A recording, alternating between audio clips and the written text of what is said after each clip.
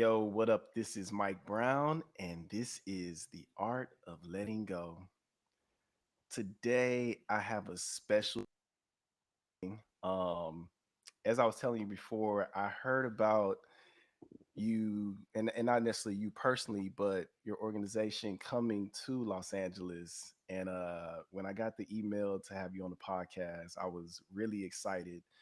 But today's guest is the deputy director for Mobilizing Our Brothers Initiative, which is MOBI, and also the associate director for GLAAD for Communities of Color. And would you mind introducing yourself to the audience?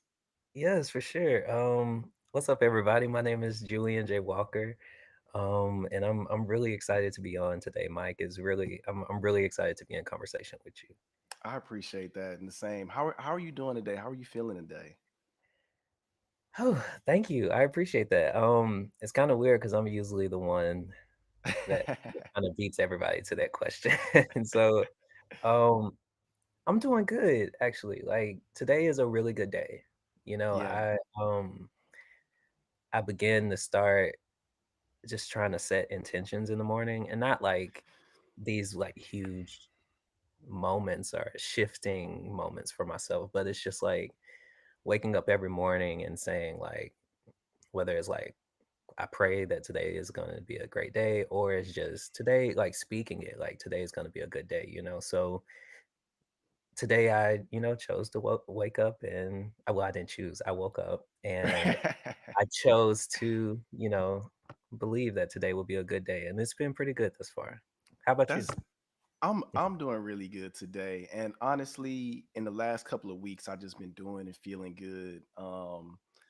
I have a morning routine as well, similar to yours, where I start with prayer, I meditate, and really and journal as well, but really just try to set myself up for success for the day, and not even necessarily like professional success, but just I know these things make me feel good. At least my Yeah. habit and my pattern has shown me that starting my day like this every day makes me feel good. And when I don't do it, it doesn't. So it's like, even on those days when I don't feel like it, sometimes it's that little shift that will help me in feeling good for the day.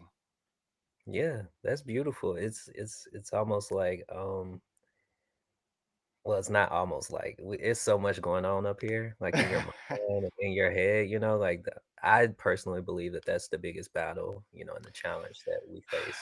And so it's just like when you set those intentions of being like or just creating those routines of being like okay, if I want to feel good throughout the day, let me at least like begin my day in a like great way. Like I love music and Yeah. like literally every morning I wake up and I listen to music.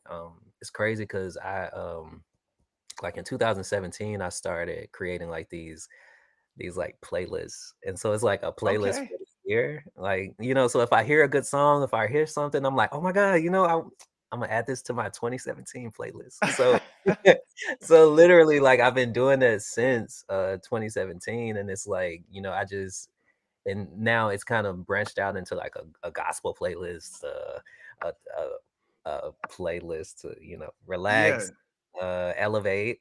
So it's like I have all these moments of like what's the energy I want to get in. So it's like, yeah, waking up every morning, listening to music and like just setting that intention. So yeah, I'm happy. That's really dope, and that's also crazy because around that same time for me, I was making monthly playlists of like songs I would hear throughout the Wow. month, and just putting them together and saying like, okay, February, and then I started getting a little creative, giving them names like it's gonna be May, you know. Yes. Come on. And now I'm starting to be a little more intentional about it. I've been creating a playlist every week called Music for Self Healers. So like just for people to Wow. listen to, and music that motivates me, inspires me, and wherever people at in their journeys, just kind of give them that. So that's really dope to hear. And it's so dope because when I read your bio, I felt really connected to a lot of your journey, especially your creative journey, because for so much of my life, I've used my art as a way to express myself, even when I wasn't fully expressive with my sexuality. like my art was a place for me to create that. But I would love to hear like just how you got started on like your creative journey. Um, I I would say, like at heart, I've always been like a creative. Like my earliest memory of Yeah, like life of existence, it's like it has some form of like music in it. It has some form of television in it, like cartoons. It has some form of like my imagination of playing with my toys and like creating storylines. Like my journey into creativity definitely started at a younger age, and I'm very fortunate and thankful that I had parents that allowed me to like explore that creativity. yeah. Where you from? Originally, I'm from Jackson, Mississippi. Okay, that's what's Yeah. up. Yeah, That's so dope. family from Mississippi, also have some family in like Cleveland and Texas and Georgia. So it's like, but the root, like my grandmother's and majority of everyone is in Mississippi. So um and my father was in the military, so it's like half of the early half of my childhood I like lived in Germany and Oh, lived in Texas, wow. like, so I think also at a younger age traveling the world, and then being creative and seeing that, the world was so much bigger than Jackson, Mississippi, or Yeah, but always having the opportunity to go back, like eventually we moved back to Jackson and I went to like school and stuff. But I think all of those factors helped me like explore my creativity more. I think the minute I became I can't think of the word, but it's like the minute I became aware, I guess, yeah, and I realized like there's a journey in your mind too. I think that was like my biggest challenge when it came to my creativity of like yeah. um yeah, but yeah, growing up, I was in like talent shows. I would sing everywhere. My uncle and aunt owned like a barbershop in Mississippi. I would be up in there just singing. Like I would be like I loved it growing up. So um like in high school, I was in like the choir and different um like drama things and stuff like that. So yeah, it was yeah, I've always at heart been a creative. That's really dope. That's really dope. And growing up in the South, what was your journey like of inviting people in to your sexuality? So I would say I'm thankful because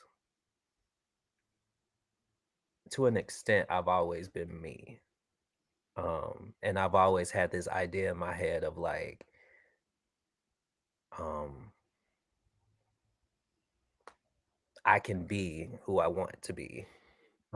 But it wasn't until like honestly, I remember the first time it was like we were in Germany. I was in like probably like kindergarten, first, second, one of those grades. And I because of my expression and who I am, I was introduced to, like those homophobic like slurs and stuff like that. And, that's when like that awareness of like, wait, what like what I'm different. I'm this and that, it's like that was that exploration, but it's like I've always wanted to stay true to who I am, Yeah, so it's like even in like in the South, like going through middle school, going through high school and college, like I'm very thankful because I don't know, I just felt like I've been protected um in terms of like, like, and not saying that, I haven't come across folks who's made me feel really uncomfortable or for sure. like it just made me feel really uncomfortable because of who I am and what someone has said, towards me. But it's like it always goes back to me like I want to be me. Like I don't want to like suffocate myself or suffocate my existence to make someone else happy because it's like when I go home at the end of the day, it's just me, Yeah, so am I then only allowing myself to be free and explore and be who it is that I want to be? Or like, will I give myself the opportunity to each day, no matter what space I'm in, allow myself to show up in my most authentic self? And it's like, I think growing up, I was like on the early stages of understanding that and wanting that. But it's like now as an adult, I'm truly finding myself still with the idea of exploring my identity as a Yeah, black gay man or as a black queer individual or um like I'm still exploring my identity. There's still things that I find that are, more so uncomfortable within myself. But um yeah, it's just been, and then thankful for my parents, like, and my brother and aunts and uncles. Like I had individuals in my family who identified, not that I knew at that time, but I think yeah, that like them knowing kind of nurtured me and allowed me to be, and so but yeah, it's still like, there still definitely have been times where it's just been like a bit more difficult than would have liked it to been. But in this journey of my life in this season, it's like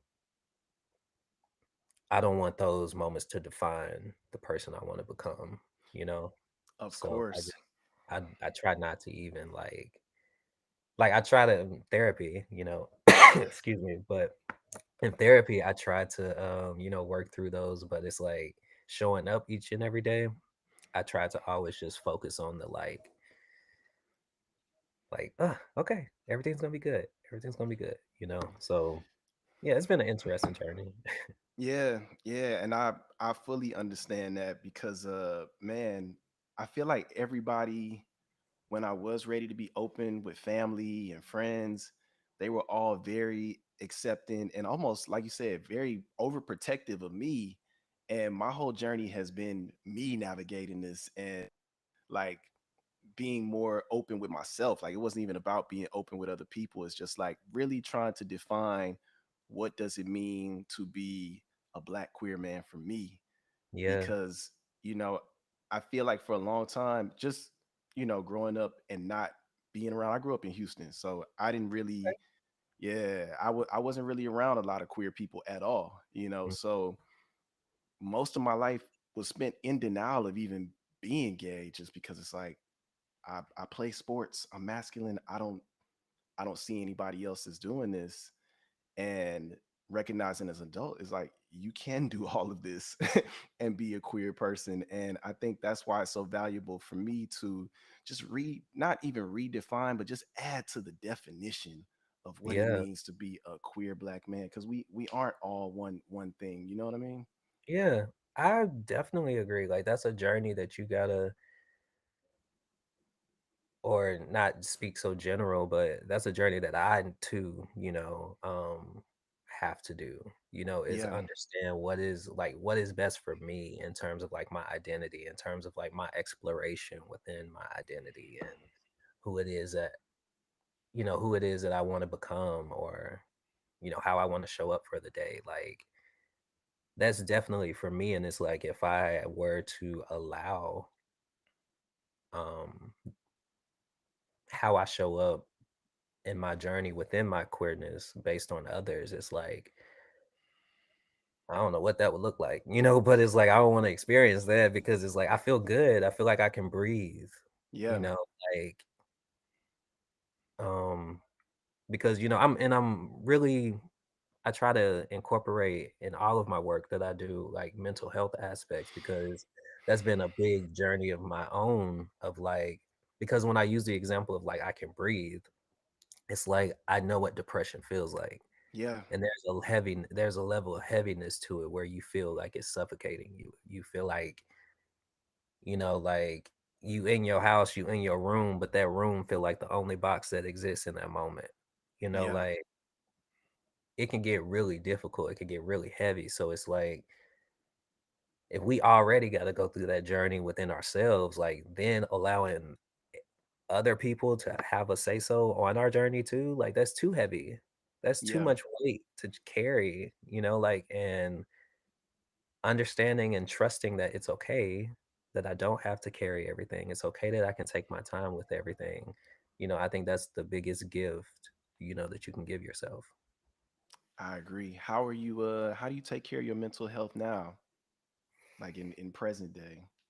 I would definitely say music, like playing music, and I read off and on. I heard on your podcast that you were that you were reading. I don't know if you're done yet, but it was Bell Hooks Love Yes, about All About Love. I haven't All About finished it Love. yet, but yes, yes. So I'm also reading that book.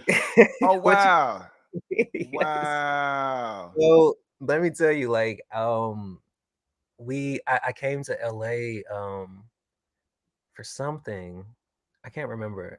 But it's for well, actually I do remember. So with GLAAD, we're creating a Black Queer Creative Summit in Los Angeles. Um and so more details on that to come. Oops. Yeah. But we were in Los Angeles, like planning, like scouting and looking around for like locations and stuff. And we went to this thing at Soho House, the warehouse one. And so the book was there, like just there. And I was like, oh my God, what is this? This is, oh, it just drew me to it. And a friend of mine that I was with was like, oh my God, that book is great. Like, read it. It's life changing, this and that, blah, blah, blah. And I'm like, okay. So, like, I bought it literally probably that night or the next day, and so since then, I've been, like, taking my time reading it. I've had to put it down a couple times because I feel like, Yes. that she was telling me, too much about myself. And I Yeah, it's a really heavy read. yeah. And I read the first chapter, had to go back and read it again just because I was Mhm. like, man, like I took in so much that I needed to just reinterpret what I had read. And man, it really seems like a guide to the ultimate level of self-care, like Yeah, self-love. yeah. Like, it's so beautiful. It's really beautiful just to, like, pick up and put down, but so, like, I read sometimes, and honestly, in the past, like, journaling was, like, a big thing, like, a big Yeah. intentional thing that I did, which birthed, like, my poetry book that I wrote, and, even inspired, like, my music that I release. And so, like, journaling is always something that I'm thinking about in this season right now. Like, I feel the push of, like, "Hey, you need to journal," but I have been fighting it a little bit, so that's probably not the best. But yeah, in terms of mental health, that's how I nurture myself in these seasons. But I think I definitely have to rework my schedule, like rework my routine that now fits my schedule, Yeah. or me in this season of my life. I feel that. Something that came up for me just now, because I know you mentioned like creating for your mental health. How do you separate the idea of, because just being a creative, I know a lot of times for us the things that we create is like, okay, I have to release this, I have to do this. But how do you accept the idea of like, maybe this was just for me? This doesn't have to exist anywhere, but just exist. Honestly, I felt that about my EP I just released in November of 22. Um, because I started working on it in 2020. Okay. Um, like during the pandemic and all that stuff, and like for a while it was done. Like it was, I could release it, I could do all that, but it's like in that season I was like, nah, this is just for me right now. Yeah. You know, because it was a way of me coping with my mental health. Like I couldn't. There was no other way for me to release like what I was feeling unless it was in that form of release. Yeah. And so, yeah, for like even still now, I'm like, oh my God, I wish I just had it. Because when you do release it, you have to, well, when you do release it, it's just out in the world for, everyone to offer their opinions, everyone to offer their say so, everyone to offer whatever they want to offer. And it's like, I would definitely say that, you know, if you have some art, if you have something, you're creative, you have something that, one day I want to release this. But if you feeling anxious, if you feeling like it's not the right time, it's like, it's okay. It's not the right time. Like if you need to push it back, it's okay. Like release it when you know that you have the tools to support your mental health while it's out there for the world to, you know, have it say so on. Yeah. So it's like, yeah, that would be, I think for me right now, that's how it is. Like, I hold on to what I need to hold on to. And it's like what I feel comfortable with releasing. It's like, that's what I release. And, that's the best thing that works for me. And so, yeah, yeah, I think. No, I like that. And I was also curious, like, just how do you find the balance between the work that you do with like GLAAD and Moby, and also still pursuing, because I saw that you were doing acting and also doing music. So it's like, how do you find the balance in the pursuit of all of those things? um, I think it's grace, like allowing myself to understand that if I have to put something down, it's okay.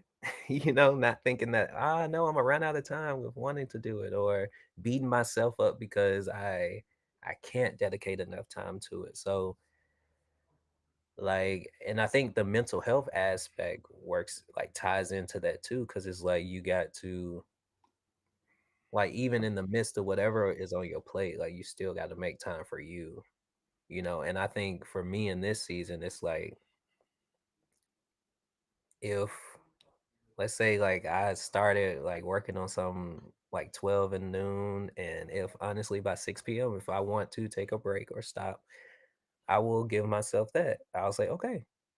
And what does my day look like? If I want to be like, okay, I want to relax and give myself mentally a break for the rest of the evening. It's like, okay, let me look at my schedule for tomorrow. Let me see what I can push into tomorrow, and or wake up earlier to do. But it's like, I just try to prioritize, even in the midst of everything that I'm doing, I try to prioritize like my mental first.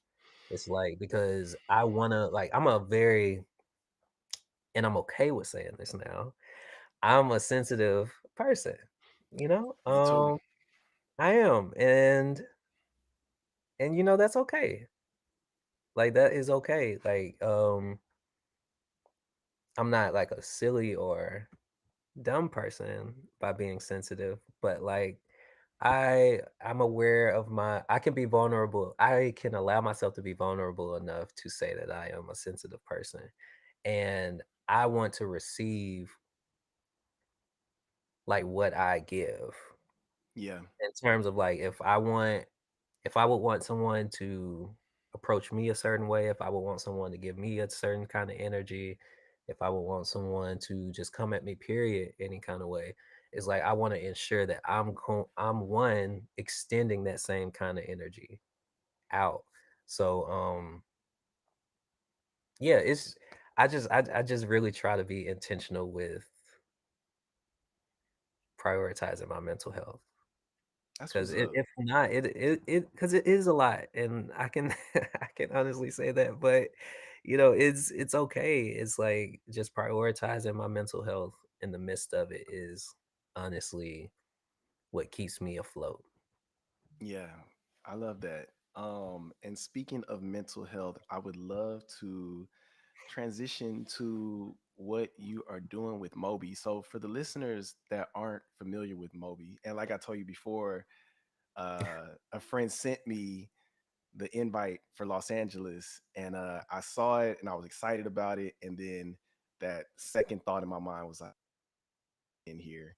But again, like I said, you reaching out was just further confirmation for me to be there and be in the space. So I really appreciate that. But I would love for you to explain like what Moby is exactly. For sure, and you're definitely welcome. So MOBI stands for Mobilizing Our Brothers Initiative, and it was created in 2017 by Deshaun Usher. And so in 2017, we had like two main programmings just happening in like the New York boroughs. And so we would have like Moby Talks, which is like a personal and professional development series for Black gay men. And so we would have like these conversations in like in Bronx or Harlem or Brooklyn, and eventually like branched out to Jersey also. But we would have these conversations and invite like Black gay men who are like doing things, or like whose story can be of inspiration to guests. Like we would invite them into a space to kind of give like a TED Talk style convo, and then we Yeah. like throw in like performances and stuff like that by people from the community. And so honestly, it kind of expand and grew into like on YouTube now we have like a Moby Talks digital series, which explores sexuality, mental health, and family. So like those, and they're all created and edited by Laquan Dawson, who's our videographer, director, visual director for Moby. And and so yeah, like Moby Talks really then also expanded into like different cities. Like we've been able to go to Houston. Did one in Houston last February. We did one in Atlanta. We're coming to LA. Then we're gonna go to DC. And so yeah, it's just these beautiful spaces of just individuals coming together and networking, and honestly just it creates an opportunity for people to say, wow, like I can do whatever I put my mind to. It's like that feeling that just inspired, I guess. And so like that's the energy that Moby Talks gives. But this year we're doing it a little bit different with like more so like a community conversation. So we like sent out like invites and stuff and wanted individuals to come in. It will be hosted by Surface Level Podcast. Um, and so they're just basically gonna lead um the guests on a open conversation that everybody can chat about. And what's even really cool about this LA Movie Talks is I'm actually performing. Okay. So Okay. I'm like working through that too, of like what that's gonna look like. But yeah, I'm performing for the first for songs off my EP for the first time. So I'm really excited and looking forward to that. So I mean, that's not like a nudge for anyone that's listening. Head over to moby-nyc.com and type on Moby Talks and register for Moby Talks LA. I mean, I'm not saying that's why you should do that, but you have the direction and notes there now. So but like so that's like the Moby Talks experience. And then we also have Moby Fest, which is a music festival that we host in June in New York City every year. And so yeah, Moby Fest is wild. Oh my gosh. So it's like a 3-day festival where we have like a kickoff event for the community, and then we have like a queer art show, like featuring Wow. nothing but like Black queer art. And then we have a music festival. This year, actually, I got on Instagram and I saw the save the date for Moby Fest, so I can say this. Moby Fest will take place June 8th through the 10th. Man, I'm gonna have to make my way out there. Yes, it's really cool. And so we have like the Moby Fest live day that Saturday, which is going to be on June 10th this year. It's like features like a just a bunch of Black queer artists, whether it's like rap, R&B, pop. We have a ballroom segment. We've had some really amazing artists like that have performed. Don Richard performed our first year. Evan Wow. Streeter performed our second year, and then we've had like Duran. Um, we've had so many amazing That's Black so queer dope. artists to perform. Seven Deep, Jay Saint, like it's been some really great artists. So we're yeah, we have our Moby Fest that's happening. And then aside from Moby, we have like a on our website, we have like our Moby Market, which is like a hub of like Black queer just anything, honestly, from fashion to PR support to whatever, and we also do like partnerships with different like organizations. This year we were able to go to Yale and do like a conversation there earlier this year. And we partner with like the United States Conference on AIDS to host the MOBI talk. So it's it's a really beautiful organization that is that has now branched and blossomed to support, just Black queerness. So it's really beautiful. And honestly, Moby is like the center of my heart. That's dope. And man, conversation is so necessary. And I think I felt it for myself, but just seeing the desire and the non-existence of it like just makes me want to one put it more out there, and it's also so dope to see other people doing it. You mentioned the Soho Warehouse earlier. Yeah. Myself and an artist by the name of Yanni Blue, we hosted a community conversation just on queer relationships, and so many people showed up, and we tied it from like romantic relationships to platonic to how yourself affects all of this. So, it's dope, and I definitely want to share this with people just so more people can get out there and Yeah. That's really yeah, beautiful, like, because that's where it starts, like, yeah, in the community. I think they're like, it's beautiful, when individuals have the opportunity to give back and create spaces for us, but I think it's so much more powerful when we work together to figure out how can we, create spaces for us by us, and offer resources yeah. to expand and resources to grow and just so many different amazing opportunities. So yeah, that's really the gist of Moby. Yeah, I really love it. It's been such a beautiful experience. And also on the YouTube page, in 2020 and 2021, we did like a MobiFest virtual experience. So we like literally in 2021 we traveled like from LA to Atlanta to New York and filmed like the artist performances, and Wow. like, it was really great. Yeah, it's really cool. So everybody head on over to Mobi MOBI dash NYC.com. That's so dope. Um, so I saw that you were working with GLAAD, and Mhm. I was curious just to know more about what you were doing because, like, I know of the organization. I'm sure a lot of people know of the organization, but like, what does your role with GLAAD entail? So Glad. Um, my role within Glad is I'm the associate director for communities of color. And so my main role is to honestly ensure accurate representation within Hollywood. And so what that means is I have the opportunity to I have the opportunity to like do screeners on like new shows that are coming out. If it features like LGBTQ plus content, we have our Emmy cohort, which is our Equity and Media Entertainment Initiative, and it features 10 Black queer filmmakers.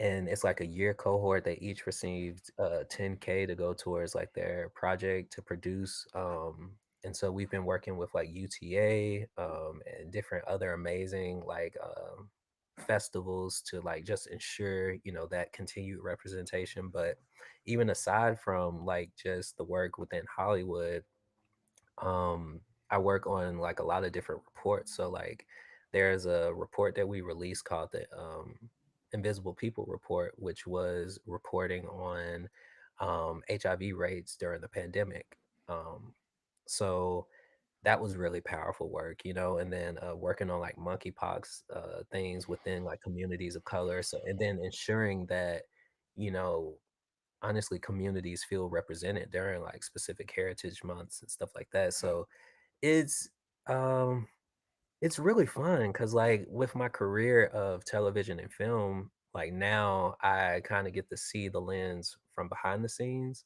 Yeah. Like I was able to produce this series called Changemakers, Okay. which is available on YouTube. It's the second season. And it features like four black trans or non gender non-binary individuals, um, and they're all and they talk about their business. It's like a game developer, resources for the trans community. Laisha, who's a WNBA player, the first non-binary WNBA player, and Braxton Fleming, who created like a packaging for the trans community. Like it's a Oh really wow. great, amazing series. So yeah, like I've been able to really like step behind the scenes and really like produce and navigate and just it's been really fun. It's been really fun thus far. That's dope. That's dope. And just in all of your work, I see how much you are just contributing to the community. And I'm curious to just know, like, what is your why? Like, what keeps you doing the work that you're doing in all spaces? Because it seems like from your creative work to, the behind the scenes work that you're doing, it's all still rooted in the same thing. So I'm curious to know, like, what keeps you doing it? Um, mm, I would honestly say, it's for the community, honestly. Because when I like got into like television and film and stuff, a big thing that I wanted to come across with like the projects I was a part of was like, your individuality is your superpower. You can do anything that you put your mind to, let my journey be an example of like just trust the process, like just literally trust the process. And so honestly that's what keeps me going, because like each day I get to ensure that we are seen, our we have a seat at the table, we in some spaces, like I'm able to ensure that like we can show up. And what keeps me going is I want to continue to ensure that we are a part and have access to all spaces, and we feel seen and represented in all spaces. It's no longer an option or, anything of that sort. So, like, yeah, honestly, like the community, it's just, there's so many, we can turn on the TV literally or get on Twitter and see what's trending. And there's so much stuff that can be so depressing. It's so much stuff that can be like, why even bother today? But it's like no, like if you just, I promise, if you just keep going, like just, yeah, just keep going. Like that's my why, honestly. That's my That's what's up. that's my anchor. That's dope. So now we're gonna get into a fun segment of the podcast. This is called Five Questions of Freedom, sponsored by Feel Free to Feel Free. Um, and the first question I have, so these five questions you can answer any way you like, Okay. but the first question I have for you is um music or acting? What? When I tell you, I was thinking like cookies or ice cream, or like, I'm like, whoa. What? So what happens? Oh my gosh. Is there not like a third option? You can answer any way you would like. Oh my gosh. No Music, context from me. music or acting. Whoa. Ooh, I'm not ready to solve that yet. So in this season, I would love to have both. I don't know who I'll be Okay. talking to, but I would love to have both, please. Okay. I like that. I like that. Second question. New York or LA? LA. Okay. Why LA? Um, it's just warmer. Okay. It's warmer. When I had an uncle who stayed outside of LA. And so I would come out to like stay with him and drive into LA to audition and stuff. And I would He lived near like Palmdale. I think that's what it's called. Um, so I would like drive through like the canyons and just like it was just so beautiful. I would drive down to Malibu. I would just like just explore the city, honestly, and it was so peaceful during that time, like for myself. And so I don't know. LA has always had like a piece of my heart in terms of like the scenery. Like I love finding spaces to just breathe. I like that. I like that. It's funny because I'm actually trying to get to New York and spend a little time out there this summer. So Yeah. we could switch. Yeah, yeah. um, if you weren't an artist, what would you be doing? Honestly, I wanted to be a teacher. Okay, I used to be Like, a teacher. really? I quit my job last year. But What yeah, grades did you teach? I taught pre-K through third grade. Oh, you had the I babies? did. I did. Teaching Oh them my God. music. What? Oh my God, that's really cool. Yes, I would love to be, a teacher or just in some capacity working with youth. That's what's Like, up. I think that would be really cool. Yeah. That's dope. Wow. And I have two more questions for you. What advice would you give to your younger self? Um, hmm. I would tell them that your individuality is your superpower. Like, continue to be you and trust that voice. Yeah. I like that. And our last question is, what is a reminder that you would like to give to your future self?